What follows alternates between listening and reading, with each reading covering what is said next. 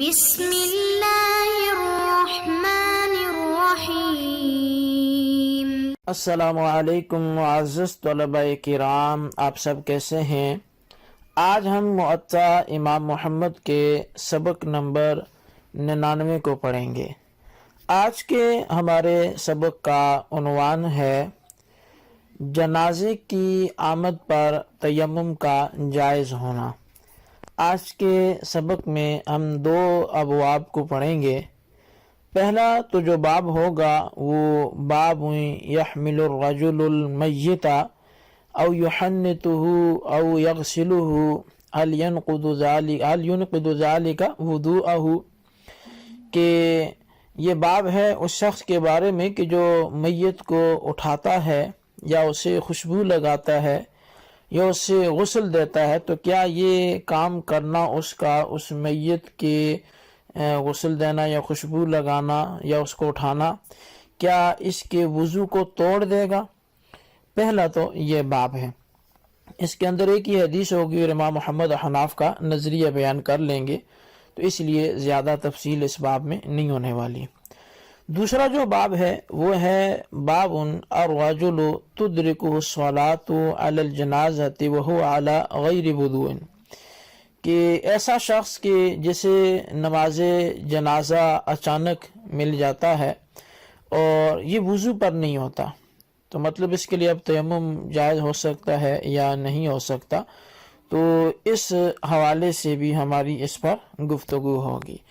تو بڑھتے ہیں پہلے باب کی طرف، اور اس پہ کلام کرنے کے بعد پھر دوسرے باب کی طرف بڑھیں گے۔ امام محمد رحمۃ اللہ علیہ حدیث لکھتے ہیں کہ اخبرنا مالک اخبرنا نافع ان ابن عمر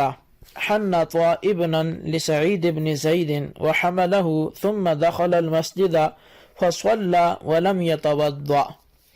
امام محمد فرماتے ہیں کہ ہمیں امام مالک نے حضرت نافع سے خبر دی کہ حضرت عبداللہ بن عمر رضی اللہ عنہما نے سعید بن زید کے بیٹے عبد الرحمن کی میت کو خوشبو لگائی اور اسے اٹھایا۔ اس کے بعد آپ مسجد میں آئے اور وضو کیے بغیر نماز ادا فرمائی۔ قال محمد وبہذا نأخذ لا وضوء على من حمل جنازة ولا من حنط ميتا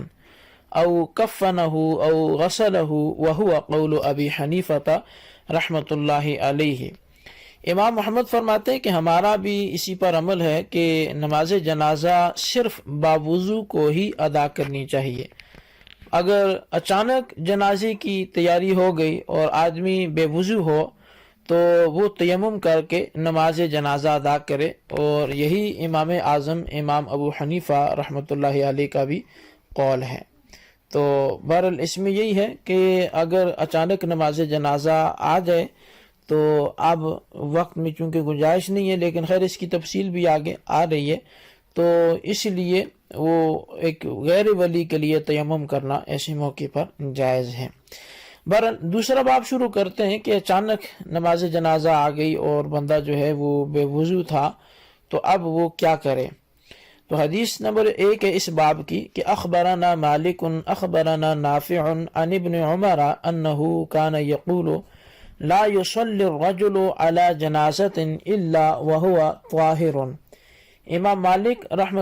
محمد رحمۃ اللہ تعالی علیہ امام مالک سے روایت کرتے ہیں کہ انہوں نے ہمیں حضرت نافع سے خبر دی کہ حضرت عبداللہ بن عمر رضی اللہ عنہما فرمایا کرتے تھے کہ نماز جنازہ صرف باوضو آدمی ہی ادا کرے۔ قال محمد وبہذا نأخذ لا ينبغي ان يصلي على الجنازة الا طاهر فإن فاجأته وهو على غير طهور تيمم وصلى وعليها وهو قول ابی حنیفہ رحمۃ اللہ علیہ۔ امام محمد فرماتے ہیں کہ ہمارا یعنی حناف کا بھی یہی مذہب ہے کہ جنازہ اٹھانے جو ہے وہ میت کو خوشبو لگانے اور غسل و کفن دینے والے پر وضو کرنا وہ لازم نہیں ہے، اور یہی قول امام اعظم امام ابو حنیفہ رحمۃ اللہ تعالی علیہ کا بھی ہے۔ بس اگر کوئی اچانک جنازہ آ جائے اور یہ پاک نہ ہو تو یہ تیمم کرے اور اس پر نماز پڑھ لے۔ اب میت کو غسل دینے والے افراد پر بوجہ غسل دینے کے جو ہے اس پر وضو لازم نہیں ہوگا. تو اب سوال یہ ہے کہ بوجہ غسل دینے کے اس پہ وضو وغیرہ لازم ہوگا یا نہیں. تو سیدھا سا جواب احناف کے ہاں یہی ہے کہ اس پر وضو وغیرہ لازم نہیں ہوگا. البتہ اس کی تفصیل میں نے کچھ گزشتہ دروس میں بھی کی تھی کہ ان افعال سے تو وضو نہیں ٹوٹتا، یعنی غسل دینے سے، کفن دینے سے، خوشبو لگانے سے، جنازے کو کندھا دینے سے، ان افعال سے تو وضو نہیں ٹوٹتا. ہاں اگر میت کے جسم سے کوئی ناپاکی نکلی اور غسل دینے والے کے کپڑوں یا جسم کو لگ گئی تو اس صورت میں صرف وہ جگہ جہاں نجاست لگی ہے اس جگہ کا صاف کرنا یہ ضروری ہے، ورنہ وضو ٹوٹنے کی کوئی وجہ نہیں ہے. اچھا، اس بارے میں مختلف لوگ جو ہے وہ مختلف نظریہ رکھتے ہیں، جو بالخصوص احناف سے عموماً مخالفت میں چلتے ہیں. تو وہ اس کی جو ان کی ہاں سوچ جو ہے وہ یہ ہے، وہ بلکہ احناف سے بھی مخالفت ہو اور ہر دوسرے مسلک سے مخالفت ہو تو کچھ اس ٹائپ کے بھی لوگ ہوتے ہیں. تو وہ یہ سمجھتے ہیں کہ میت جو ہے وہ اس کا جسم ناپاک ہوتا ہے، نجس ہوتا ہے. تو یہی وجہ ہے کہ اگر کسی شخص نے میت کو ہاتھ لگایا تو گویا اس نے ناپاکی کو ہاتھ لگایا. تو اس لیے ان کے ہاں اگر کوئی شخص کسی کو غسل دیتا ہے تو ظاہر اس نے ہاتھ لگایا، کفن دیتا ہے ہاتھ لگایا تو ناپاک چیز کو ہاتھ لگایا، تو ان کے ہاں پھر اس غاسل پر وضو جو ہے وہ لازم ہو جاتا ہے. تو بہرحال یہ ایک باطل نظریہ ہے. جو صحیح مذہب ہے اہل سنت و جماعت کا وہ یہی ہے کہ میت ناپاک نہیں ہوتی، اس پر ہاتھ لگانے سے بندہ ناپاک نہیں ہوگا. اچھا، اب جو مذکورہ روایت ہے تو اس میں امام محمد رحمۃ اللہ تعالی علیہ نے حضرت ابن عمر رضی اللہ عنہما کا نماز جنازہ کے بارے میں یہ قول پیش فرمایا کہ جو بے وضو ہو اسے نماز جنازہ نہیں پڑھنی چاہیے. اب اس کے بعد امام محمد رحمۃ اللہ تعالی علیہ اپنا نظریہ بیان فرماتے ہوئے کہتے ہیں کہ ہونا اسی طرح چاہیے کہ نماز جنازہ بغیر وضو کے نہ پڑھی جائے، لیکن اگر صورتحال ایسی بن جائے کہ اچانک اب نماز جنازہ کی تیاری ہو گئی اور ایک شخص بے وضو وہاں موجود ہے، اب اگر وہ نماز جنازہ میں باوضو شرکت کرنا چاہے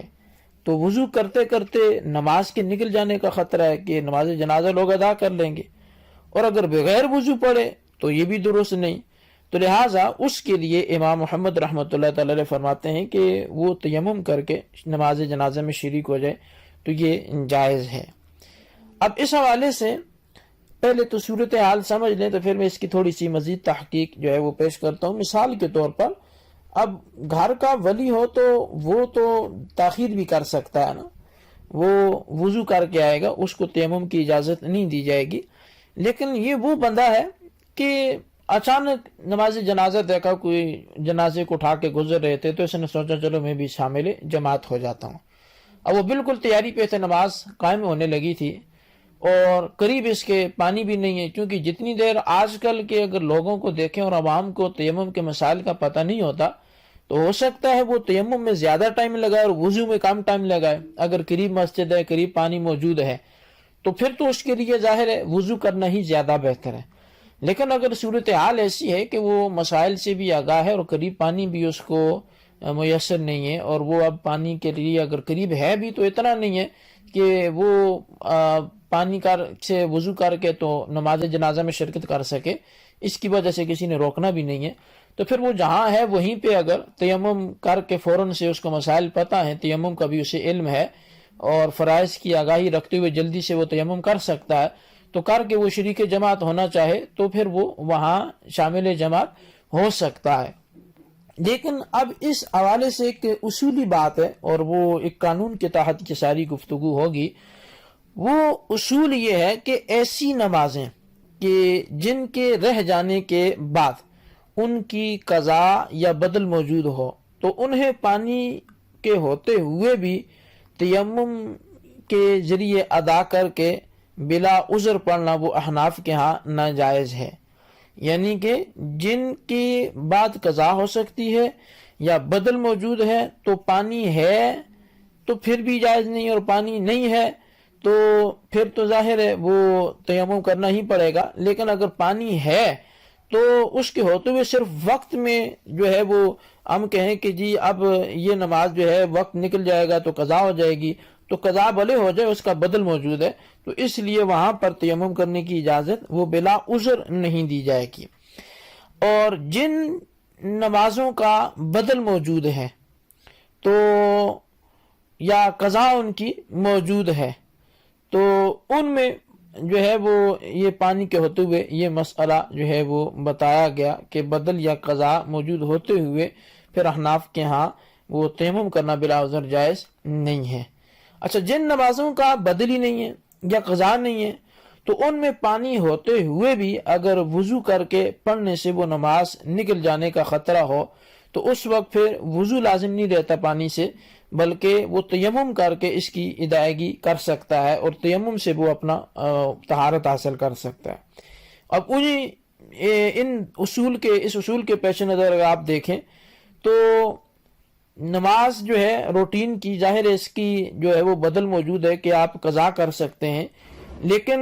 نماز جنازہ کے متعلق جو ہے وہ آپ دیکھیں کہ نماز جنازہ جو ہے وہ ایسی چیز ہے کہ جس کا بدل موجود نہیں. اب اگر سارے ولی کھڑے ہیں اور دیگر لوگ بھی ہیں وہ نماز جنازہ ادا کر لیں گے تو یہ بدل کے طور پہ ادا نہیں کر سکتا، تو اس لیے یہاں پر اس کو پھر تیمم کی اجازت ملے گی. اچھا، اسی اصل کے پیش نظر نماز جنازہ کے متعلق امام محمد رحمۃ اللہ تعالی علیہ کا جو ارشاد ہے وہ آپ نے ذکر فرمایا کہ اچانک اور فوراً نماز جنازہ شروع ہو جانے کی صورت میں پھر تیمم کر کے شریک ہونا یہ جائز ہے، کیونکہ نماز جنازہ کی ادائیگی یا اس کی قضا کا وہ بدل موجود نہیں ہے. اچھا، اب نماز جنازہ میں تفصیل ہے، اور وہ یہ ہے کہ اگر میت کی ایک مرتبہ نماز جنازہ ادا ہو چکی ہے تو دوسری مرتبہ نماز جنازہ کی ادائیگی وہ جائز نہیں ہے. ہاں، اگر ولی نے پہلی مرتبہ نماز جنازہ پڑھی جانے والی میں شرکت نہ کی ہو اور وہ دوبارہ پڑھنا چاہتا ہو اور اس کی اجازت کے بغیر پہلے پڑھایا گیا ہو تو ولی جو ہے وہ پہلی مرتبہ اب شریک ہو تو اسے دوسری کسی جو ہے وہ اب وہ نماز جنازہ جو ہے وہ دوبارہ سے بھی پڑھا سکتا ہے. اور باقی جو لوگ ہیں اگر ولی نے پہلے پڑھ لی ہوئی ہے اور دیگر لوگ ہیں تو وہ صرف اب دعائے مغفرت ہی کر سکتے ہیں، وہ نماز جنازہ میں شریک نہیں ہو سکتے. اچھا، اس حوالے سے اہم بات ہے میں وہ کروں گا کہ احناف کے ہاں تکرار نماز جنازہ یہ جائز نہیں ہے، یعنی ایک دفعہ نماز جنازہ ہو جائے تو اب بلا ضرورت اس کو دوبارہ سے نہیں پڑھا جائے گا. اس کی ایک ہی صورت ہے کہ جس میں تکرار ہو سکتا ہے اور وہ صورت ولی کی ہی ہے، یعنی کہ ایک شخص کا انتقال ہوا اور اس کے چند بیٹے ہیں، بیٹوں میں سے اس کے قریبی اولیاء میں سے کسی نے بھی اجازت نہ دی اور نماز جنازہ کسی نے ادا کر لی، یا اب بھلے اس میں جمع غفیر شامل ہو لیکن اولیاء نے خود بھی ادا نہیں کیا اور ان کی اجازت کے بغیر ادا ہوا. تو اب اگر اولیاء چاہیں کہ جی ہم نماز جنازہ پڑھیں گے کیونکہ ہماری اجازت سے تو ادا نہیں ہوا، تو ان کو یہ حق حاصل ہے کہ یہ اب اس نماز جنازہ کی تکرار کر سکتے ہیں، اور ان لوگوں کے ساتھ اب وہ لوگ شامل ہوں گے کہ جنہوں نے پہلے جنازے میں شرکت نہیں کی. لیکن اگر پہلے جنازے میں اولیاء میں سے کوئی ایک شامل ہو گیا یا جو ہم پلہ ولی تھے ان میں سے کسی نے دوسرے کو اجازت دے کر وہ امامت کی اجازت دے دی اور اس دوسرے نے پڑھا دی، اس کی اجازت سے پڑھائی، اور اب بعد میں یہ چاہیں کہ ہم اپنی نماز جنازہ الگ سے اب پھر سے پڑھیں گے تو یہ ان کے لیے جائز نہیں ہوگا.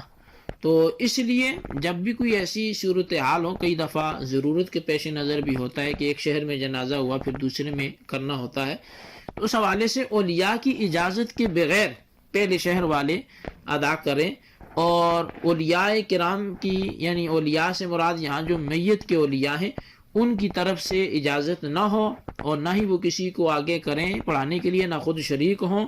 تو پھر ان کو یہ حق حاصل ہے کہ دوسرے مقام پر جا کر پھر امامت بھی وہ ولی کرے گا اور ولی جو ہے وہ امامت کرتے ہوئے نماز جنازہ ادا کرے گا، اب اس کے پیچھے پھر دیگر لوگ شمولیت کر سکتے ہیں جو پہلے اس کے جنازے میں شریک نہیں ہوئے تھے۔ تو بہرحال یہ ایک دو اہم مسئلے تھے، ان کو آپ نے اچھی طرح سمجھنا ہے، اس کے خلاصے کو اپنے رجسٹر پر لکھنا ہے۔ پہلا جو ہے مسئلہ تیمم کے حوالے سے تھا، دوسرا تکرار کے حوالے سے۔ دو سوال آپ سے کروں گا، دونوں کا آپ نے جواب لکھنا ہے۔ پہلا سوال یہ ہے کہ نماز جنازہ حاضر ہو تو تیمم کریں یا نہ کریں، اس حوالے سے اصول کیا ہے وہ تحریر کریں۔ اور سوال نمبر 2 یہ ہے کہ میت کے جنازے کا تکرار احناف کے ہاں جائز ہے یا نہیں، تفصیل طلب جو ہے وہ جواب چاہیے۔ اللہ تبارک و تعالیٰ سے دعا ہے جو کچھ ہم نے پڑھا سنا اسے یاد رکھنے کی توفیق نصیب فرمائے، آمین بجاہ النبی الامین صلی اللہ علیہ وآلہ وسلم۔